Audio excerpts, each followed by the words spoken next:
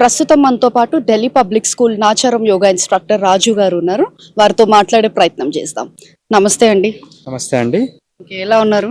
మేము బాగున్నామండి. మీరు ఎలా ఉన్నారు? చాలా బాగున్నాం. And excellent demonstration. Thank you ma'am. మంచి thank you so much. flexibility. Thank you ma'am. So yes, so నేను ఒకటే క్వశ్చన్ మిమ్మల్ని అడుగుదాం అనుకుంటున్నాను. క్రియాస్.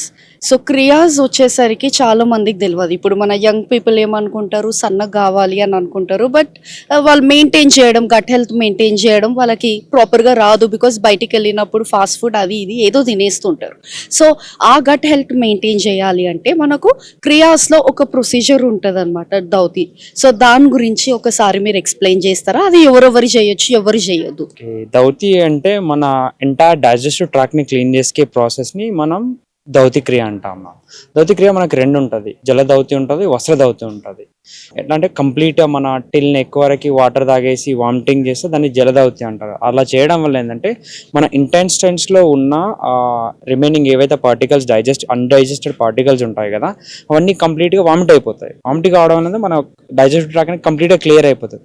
ఎప్పుడైతే క్లియర్ ఉంటుందో అప్పుడు మన డైజెస్టివ్ అనేది బాగా వర్క్ చేస్తుంది. So we can digest easily, then we can not put our weight on. So weight అనేది రెడ్యూస్ అవుతూ ఉంటుంది. అది జల దౌతి.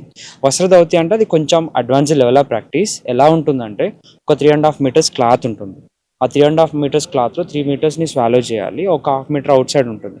అది చేసాక నౌలి క్రియ ఉంటుంది. జస్ట్ ఇంటెస్టైన్స్ మూవ్ చేస్తూ ఉండాలి, రైట్ సైడ్కి లెఫ్ట్ సైడ్కి, అబ్డోమినల్ ఫ్రంట్ అండ్ బ్యాక్ చేయడం వల్ల ఏంటంటే మన ఇంటెస్టైన్స్లో ఉన్న ఆ మ్యూకస్ కానీ అన్డైజెస్టెడ్ పార్టికల్స్ కానీ అవి ఏదైతే క్లాత్ పంపించామో దానికి మొత్తం స్టిక్కీ అయిపోయి బయటకు వచ్చేస్తుంది. సో దాన్ని స్లోగా బయటకు తీసేయాలి. తీసేసిన తర్వాత ఆ క్లాత్ చూసినప్పుడైతే అన్డైజెస్టెడ్ మొత్తం కంప్లీట్గా దానికి స్టిక్కీ మ్యూకస్ కానీ అన్డైజెస్టెడ్ పార్టికల్ కానీ వస్తాయి. ఎప్పుడైతే అలా చేస్తామో మన ఇంటెస్టైన్స్ మొత్తం 3.5 meters అబోవ్ ఉంటుంది.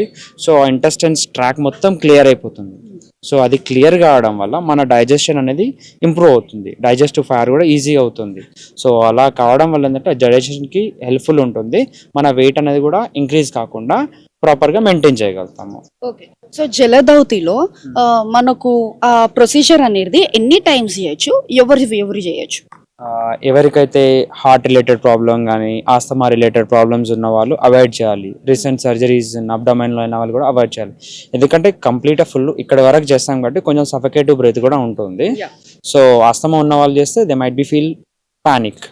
సో హార్ట్ ప్రాబ్లం ఉన్న వాళ్ళు కూడా చేస్తుంటే మనం వామిట్ చేసేటప్పుడు సర్క్యులేషన్ కూడా కొంచెం హెవీ ఉంటుంది కాబట్టి అది చేయడం కూడా వాళ్ళకి ఇబ్బందిగా ఫీల్ అవుతారు.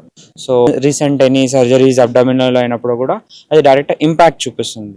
సో వీళ్ళు మాత్రమే అవాయిడ్ చేయొచ్చు, rest of all can do this. Okay, ఎన్ని టైమ్స్ చేయొచ్చు? మేబీ వీక్లీ చూసుకున్నట్లయితే. యాక్చువల్లీ క్రియాస్ అనేది రెగ్యులర్గా అస్సలు చేయొద్దు. రెగ్యులర్గా చేస్తే ఏంటంటే మన కంప్లీట్ బాడీ ప్రాసెస్ అనేది డిస్టర్బ్ అయిపోతుంది. So monthly twice or thrice అలా చేసుకోవాలి. వీక్లీ వన్స్ ట్రై చేసుకున్నా పర్లేదు.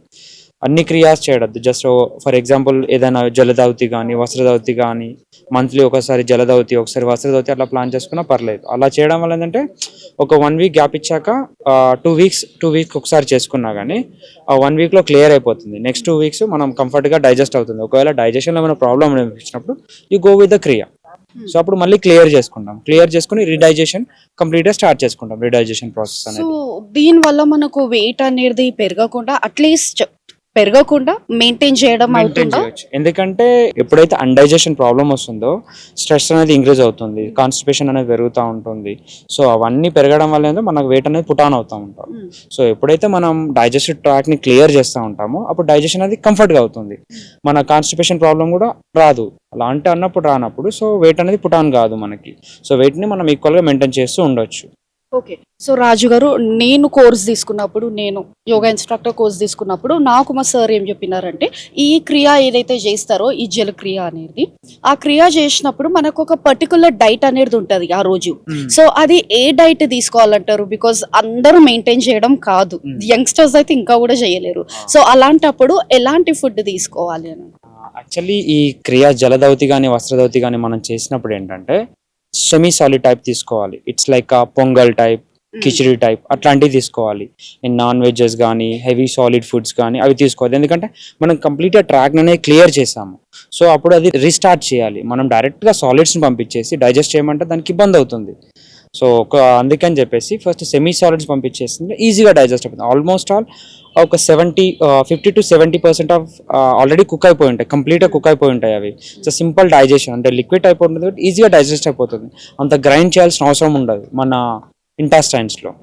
సో మనం సాలిడ్ ఫుడ్స్ తీసుకున్నాం అనుకోండి, అప్పుడు ఎలా ఉంటుంది, అది డైజెస్ట్ చేయడానికి చాలా టైం పడుతుంది, ఎందుకంటే అప్పుడే ప్రాసెస్ మిషనరీ స్టార్ట్ అయిపోతుంది కాబట్టి. So that will be more burden అన్నట్టు. సో సెమీ సాలిడ్ తీసుకుంటే that will be very helpful and that to be very sattvic food. Okay, ఇది ఒక సజెషన్ అని అంటారా? ఇది suggestion and it should be follow, ఎందుకంటే క్రియాస్ చేసినప్పుడు దిస్ డైట్ ఈస్ మ్యాండేటరీ. ఇది ఫాలో చేయనప్పుడు we will get so many complications also.